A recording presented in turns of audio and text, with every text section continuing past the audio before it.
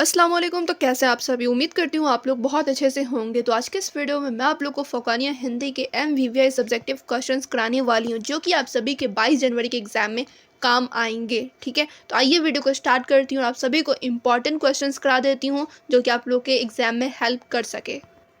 तो आइए यहाँ पर सबसे पहले आप लोग सब्जेक्टिव क्वेश्चन देखिए। क्वेश्चन क्या कह रहा है? प्रस्तुत कविता में कवि ने प्रकृति की व्यापकता का वर्णन किन रूपों में किया है? तो कवि ने प्रकृति की व्यापकता का वर्णन पत्तों से लदी डाल, मंदगंध, पुष्पमाल, पाट पाट, शोभा, श्री, पट नहीं रही है आदि के रूप में किया है। ठीक है, ये शॉर्ट टाइप क्वेश्चन में आप लोग के पूछे जाएंगे। फिर अगला क्वेश्चन है यहाँ पर, बच्चे की दंतुरित मुस्कान का कवि के मन में क्या प्रभाव पड़ता है? तो बच्चे की दंतुरित यानी नए दांतों वाली मुस्कुराहट से कवि का मन प्रसन्न हो जाता है। वह उस मुस्कान को मृतक व्यक्ति में भी जान डाल देने वाली कहता है।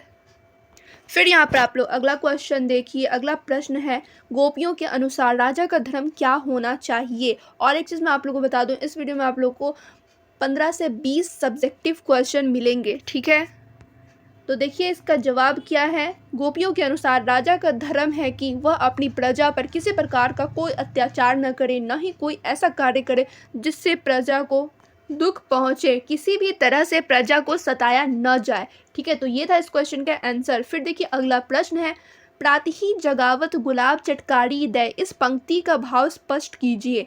तो यहाँ पर आप लोग देख सकते हैं, देव इस पंक्ति के माध्यम से बताना चाहते हैं कि वसंत के मौसम में प्रातःकालीन बेला में एक गुलाब कली खिलकर पुष्प में परिवर्तित हो रही है।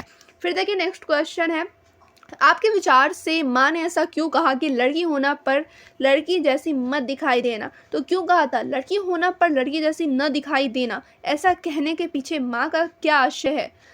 तो क्या आशय है? माँ का आशय ये है कि समाज में प्रचलित वे मान्यताएं जो स्त्री को आदर्श के ढांचे में ढाल कर रख देती है, उन्हें सिर झुकाकर स्वीकार न कर लेना। उन रूढ़ियों के विरुद्ध संघर्ष की सीख माँ इस कथन के माध्यम से दे रही है।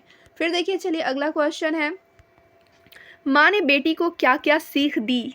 तो माँ ने अपनी बेटी को क्या क्या सीख दी? तो माँ ने बेटी को सीख देते हुए कहा, दर्पण में अपने सौंदर्य को देखकर कभी मत रीझना, आग जलने के लिए नहीं अपितु रोटियों सेकने के लिए है। बेटी तुम लड़की तो होना पर लड़की जैसे दिखाई मत देना। फिर देखिए नेक्स्ट प्रश्न है यहाँ पर। अगला प्रश्न, संगतकार के माध्यम से कवि किस प्रकार के व्यक्तियों की ओर संकेत करना चाह रहा है? तो किस व्यक्तियों की ओर संकेत करना चाह रहा है कवि? तो संगतकार के माध्यम से कवि मुख्य धारा से अलग लेकिन कार्यों में महत्वपूर्ण भूमिका अदा करने वाले अज्ञात नाम व्यक्तियों की ओर संकेत करना चाह रहा है। और एक चीज़, अगर आप लोग को लगे कि वीडियो ज़्यादा जल्दी चल रहा है, स्पीड ज़्यादा है वीडियो का, तो आप लोग क्या कर सकते हो, वीडियो की स्पीड कम करके भी देख सकते हो। ठीक है, किसी किसी को जल्दी जल्दी में समझ में नहीं आता है, तो वीडियो की स्पीड कम करके आप लोग वॉच कर लेना। ठीक है, उतना टाइम नहीं है कि मैं एकदम धीरे धीरे आप लोगों को समझा कर कराऊँ, क्योंकि एग्ज़ाम बहुत ही नज़दीक है और ये बहुत सारे सब्जेक्ट्स की मुझे इंपॉर्टेंट वीडियोज़ लानी है। ठीक है, चलिए अगला क्वेश्चन देखिए,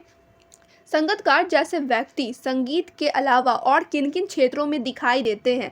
तो संगतकार से तात्पर्य कार्यकर्ताओं से है जो सामाजिक राजनैतिक कार्यों तथा उन सभी कार्यों और जीवन के उस प्रत्येक क्षेत्र में दिखाई पड़ते हैं जहां समूह की भूमिका प्रमुख अथवा आवश्यक होती है। फिर देखिए अगला क्वेश्चन है, लक्ष्मण ने वीर योद्धा की क्या क्या विशेषताएं बताई हैं? तो लक्ष्मण ने वीर योद्धा की विशेषताएं बताते हुए कहा कि वीर युद्ध भूमि में अपनी वीरता दिखलाते हैं, केवल स्वयं के मुख से कहते नहीं। फिर देखिए एक और इम्पॉर्टेंट क्वेश्चन है, ये शॉर्ट टाइप का भी इम्पॉर्टेंट क्वेश्चन है। क्या है? तो मृग तृष्णा। ठीक है, मृग तृष्णा किसे कहते हैं? कविताओं में इसका प्रयोग किस अर्थ में हुआ है? तो मृग तृष्णा रेगिस्तान में बालू को जल समझकर प्यास से भटकते हिरन के भ्रम को कहते हैं। कविता में इसका प्रयोग व्यक्ति द्वारा अतीत को दुख कम करने वाला समझकर उसका स्मरण करने में और प्रभुता के अर्थ में किया गया है। तो ये थे शॉर्ट टाइप क्वेश्चन। जैसा कि मैंने आप लोगों को स्टार्टिंग में ही बताया कि इस वीडियो में मैं आप लोगों को 20 सब्जेक्टिव क्वेश्चंस कराने वाली हूँ। तो ये 10 सब्जेक्टिव क्वेश्चन शॉर्ट के थे। अब यहाँ पे 10 क्वेश्चन मैं लॉन्ग के कराऊंगी, यानी कि दीर्घ क्वेश्चन कराने वाली हूँ। अब यहाँ पर आप लोग लॉन्ग क्वेश्चन देखिए, यानी कि दीर्घ प्रश्नोत्तर। ठीक है, अब यहाँ पे क्या है, सबसे पहला प्रश्न 1 है, आपके विचार से बुल्के ने भारत आने का मन क्यों बनाया होगा? तो हमारे विचार से भारतीय संस्कृति से प्रभावित होकर बुल्के ने भारत आने का मन बनाया होगा। भारत की अनेकता में एकता समावेश उन्हें आकर्षित करता होगा, इसी वजह से। ठीक है, भारत एक आध्यात्मिक देश है। यहाँ के कई स्थान अध्यात्मक और धर्मों के लिए प्रसिद्ध हैं। उदाहरण देख लीजिए आप लोग, बनारस हो गए, इलाहाबाद, मथुरा, हरिद्वार आदि। उन्हें महसूस हुआ होगा कि भारत में ही सच्चे अर्थों में आत्मा का ज्ञान प्राप्त हो सकता है। हिंदी के प्रति फादर बुल्के के मन में अत्यंत प्रेम था और हिंदी साहित्य का अध्ययन वे भारत में रहकर ही करना चाहते थे। ठीक है, फिर देखिए अगला क्वेश्चन है यहाँ पर, वह कौन सी घटना थी जिनको सुनने पर लेखिका को न अपनी आंखों पर विश्वास हो पाया और न अपने कानों पर। तो यहाँ पर देखिए उत्तर में है, यानी जवाब में है, जब लेखिका के कॉलेज के प्रिंसिपल ने उसकी गतिविधियों के खिलाफ उसे अनुशासनात्मक कार्यवाही की नोटिस दी तो उसके पिता बड़े नाराज हुए। लेखिका को उनके गुस्सा का भय था, परंतु बाद में माँ द्वारा यह बताए जाने पर कि वे उससे खुश है, अपने पिता को खुश जानकर और देखकर लेखिका को अपनी आंखों और कानों पर विश्वास न हो पाया। ठीक है, फिर देखिए नेक्स्ट प्रश्न है, महावीर प्रसाद द्विवेदी का निबंध उनकी दूरगामी और खुली सोच का परिचायक है। ठीक है, परिचायक है कैसे? तो हाँ, निश्चित रूप से द्विवेदी जी का यह निबंध उनकी खुली और दूरगामी सोच का परिचायक है, क्योंकि देखिए इस निबंध की रचना उन्होंने उस समय की थी जब देश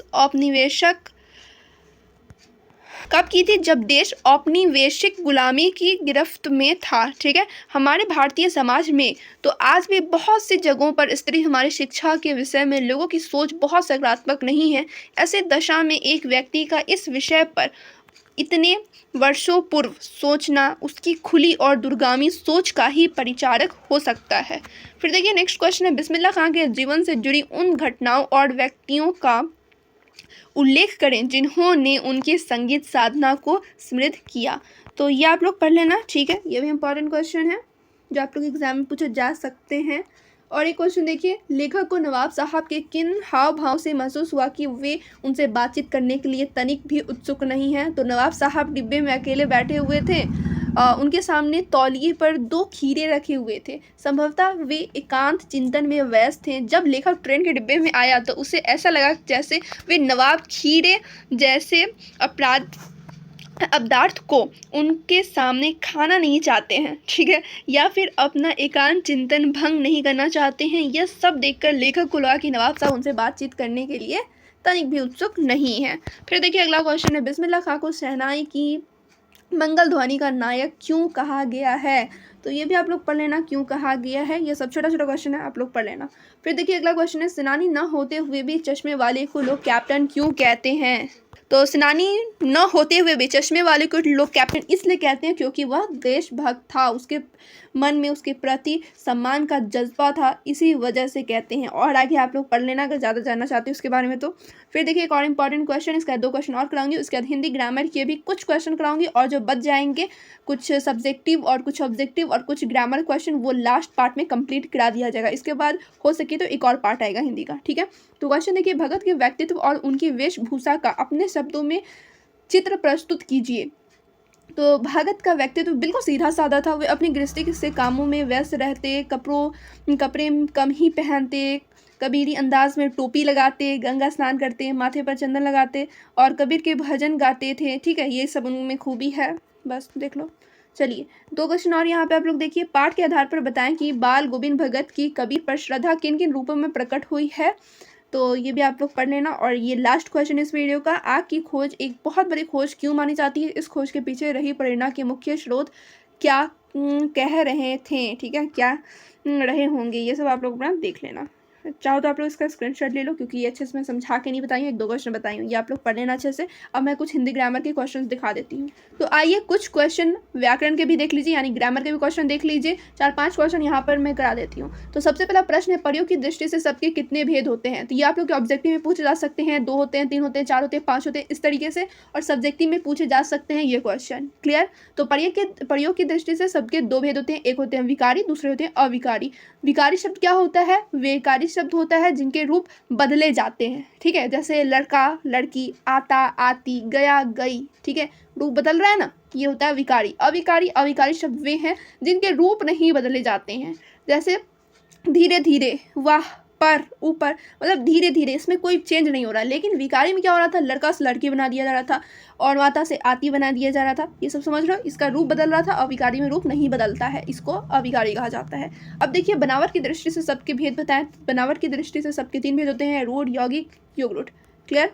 तो ये भी आप लोग पढ़ लेना, इसका डेफिनेशन भी एग्जाम में पूछे जा सकते हैं। फिर अगला क्वेश्चन है, संख्या के भेदों को लिखकर एक एक का उदाहरण दे। तो संख्या के 5 भेद होते हैं, ठीक है, और यहाँ पर आप लोग को पूरा एक्सप्लेन करने की ज़रूरत नहीं है, समझ लो। सब यहाँ पे पूछ रहा है संख्या के भेदों को लिखकर एक एक उदाहरण दे, और यहाँ पे एक इस तरीके से क्वेश्चन हो सकता है, संख्या के कितने भेद होते हैं, सिर्फ नाम लिखें, नाम लिखें, इस तरीके से होता है। अगर परिभाषा कहे, उसका उदाहरण दे, तब आप लोग को पूरा अच्छे से एक्सप्लेन करना है। तो संख्या के कितने भेद होते हैं, 5। व्यक्तिवाचक संज्ञा, जातिवाचक संज्ञा, भाववाचक संज्ञा, समुदायवाचक संज्ञा, द्रव्यवाचक संज्ञा। तो ये सब, इसका भी डेफिनेशन आप लोग याद कर लेना, ऐसे 3-4 क्लास में पढ़े होंगे तो याद होगा ही। फिर देखिए एक और इंपॉर्टेंट क्वेश्चन, सर्वनाम की परिभाषा उदाहरण सहित लिखिए और इसके भेदों के नाम लिखिए। तो सर्वनाम संज्ञा के स्थान पर प्रयुक्त होने वाले शब्दों को सर्वनाम कहते हैं, जैसे तुम, वो, ये, कौन। और सर्वनाम के कितने भेद होते हैं, तो 6 भेद होते हैं। कौन कौन होते हैं, तो पुरुषवाचक सर्वनाम, निश्चयवाचक, अनिश्चयवाचक, प्रश्नवाचक, संबंधवाचक, निजवाचक, ठीक है, ये सारे सर्वनाम हैं। मैं फिर से रिपीट करूँगी, अगर आप लोग को लगे कि वीडियो की स्पीड ज़्यादा है तो आप लोग वीडियो की स्पीड कम कर लेना, क्योंकि यहाँ पर मैं जल्दी जल्दी आप लोगों को बता रही हूँ, इस वजह से कुछ हो सकता है कहीं पर समझ में ना आए, तो वहाँ पे आप लोग वीडियो की स्पीड कम करके वॉच कर सकते हैं, ठीक है। और इन सभी का डेफिनेशन भी है, ऐसा नहीं है कि आप लोगों को सिर्फ नाम ही पूछ दे, परिभाषा भी पूछ सकता है, तो परिभाषा के साथ उदाहरण भी याद रखना है। और ये लास्ट क्वेश्चन है व्याकरण का, इसके बाद कुछ जो ग्रामर के क्वेश्चन रहेंगे मैं दूसरे पार्ट में कंप्लीट करा दूंगी। तो यहाँ पे देखिए विशेषण की परिभाषा लिखें और इसके भेदों के नाम लिखें। तो विशेषण की आप लोग को डेफिनेशन लिखनी है, विशेषण क्या होता है, उसके कितने भेद होते हैं, और उन सभी का नाम भी लिखना है। तो विशेषण क्या होता है, जो शब्द संज्ञा या सर्वनाम की विशेषता बताता है उसे विशेषण कहते हैं, एकदम सिंपल है। और विशेषण के कितने भेद होते हैं, विशेषण के 4 भेद होते हैं, गुणवाचक, संख्यावाचक, परिमाणवाचक, स्वरनामिक। इन चारों का आप लोग डेफिनेशन भी याद कर लेना। तो आई होप आप लोगों को समझ में आया होगा। वीडियो पसंद आई होगी तो आप लोग लाइक कर देना, अपने फ्रेंड्स में भी वीडियो शेयर कर देना। तो फिर मिलती हूँ दूसरे वीडियो में।